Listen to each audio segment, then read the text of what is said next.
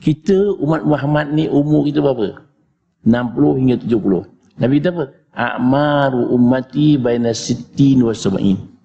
Umur umat aku antara 60 hingga 70. Itu je. Kalau tahu bila nak mati macam mana? Mudah tak agak-agak? Tak tahu satu, tahu satu. Kalau tahu kita nak mati, tak tidur kita. Kalau tahu, kalau tak tahu, lagi tak tidur. Pasal bila-bila. Di antara nafas naik, nafas turun. Di antara pejam dan cerik, mati mencelah. Mati akan mencelah.